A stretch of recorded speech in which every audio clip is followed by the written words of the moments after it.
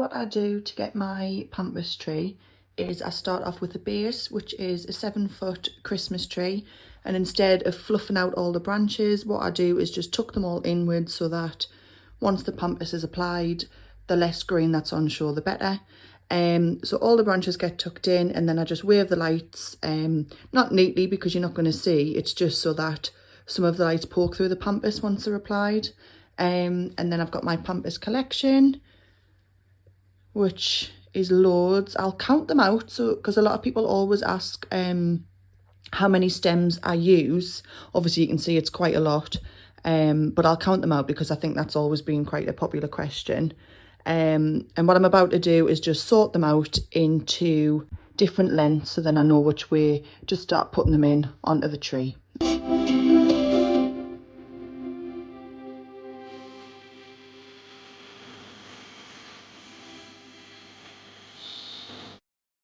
So I've got all my Pampas now organised into piles of size, so starting the littlest little fluffy ones, and then sort of like tiny, small, medium, and then getting to your longer ones, your fuller ones, and then the longest that I've got.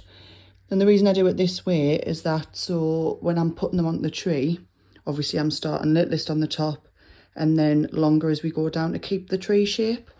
Otherwise you end up with just sort of a ball. So I do this to keep it organised, kind of like how you used to put old trees together. Do you know when you used to have to slot in the colours and stuff of the branches, all different lengths? So I do it this way, and before I forget and start slotting them in, I'll give them a count now so that you know exactly what I've used. So here I've got 236 plumes in total, and hopefully that's all I'm going to need for this tree. If you had less, then, you know, by putting your tree in a corner against a wall, you could leave the back sort of empty and just focus on the front.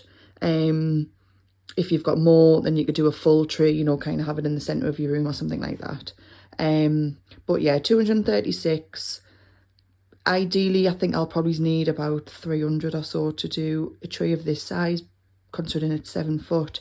But yeah, I do have more in the garage. Yeah, I'll see how I get on with this amount here.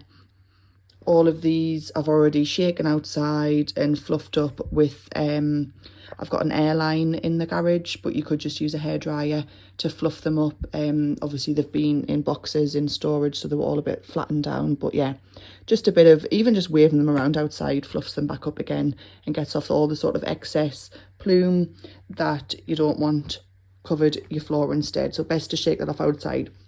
I mean, you will get bits that come off here and there, but you can just hoover up after you're done. But if you hadn't have shook these off before you start applying them, you'd find that it would just be everywhere. And then obviously once everything is in place and I'm happy with how it looks, it just all gets a hairspray to try and hold the plumes in place as best as able. So let's crack on.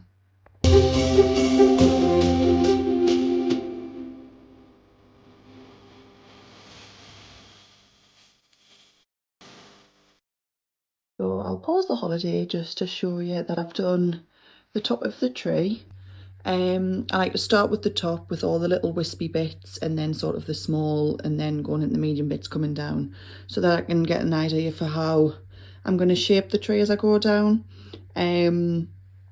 Now obviously if I kept going like this, I'd probably end up going out and out and out, and then I just wouldn't have enough Pampas. You'd need about 500 stems.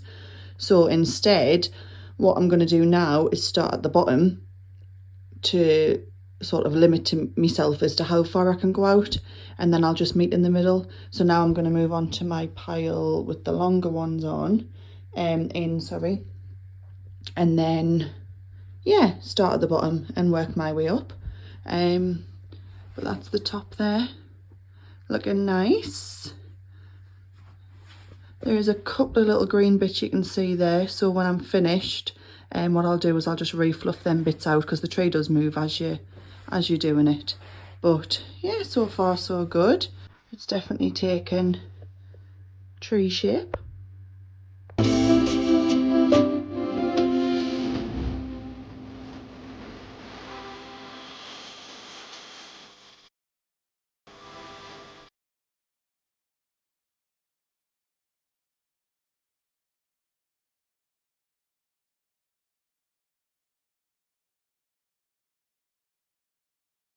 And there we have the initial tree shape all finished. So there is still a couple of little gaps here and there that I want to fill in. I don't want to go too full because I still want all the lights to obviously come through, but it definitely looks like a tree. I wish it was obviously lighter so you could see it a bit better. But yeah, see how starting from the bottom, once the top shape was done, you can then gradually sort of meet in the middle. It keeps your shape as you go. But yeah, you can just sort of see there how it's come together. And I'll show you a bit better in the daylight. So it's took us, the holiday's been on 2 hours. So that took 2 hours to sort out all the plumes and then get them slotted in to resemble a tree. So I hope you like it, and I'll share another video when it's all fluffed out. Obviously the best thing to do now you've got your shape is to spray it all with hairspray. Fluff it out before you spray it, obviously, and then spray it to hold it in place. Then I can slot in a little bit more here and there as I want them. I want to make sure that when you're like sat on the sofa there's no gaps, which I don't like that one there. So yeah, a couple of more added pieces, but that's the initial Pampas tree, and I hope you like it. I've popped the big light on just for one last picture, just so you can sort of see where we are with the tree. But yeah, definitely resembles a Pampas tree. Used 266 stems to get this shape. The back is bare, so you can only see the Pampas obviously as far as you can walk this way in the house, and again as far as you can walk around that way. You can see there's a couple of gaps here which I'll fill in tomorrow when I get some more Pampas out of the garage.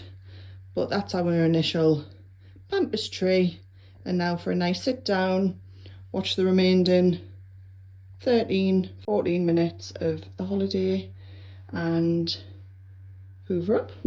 So yeah.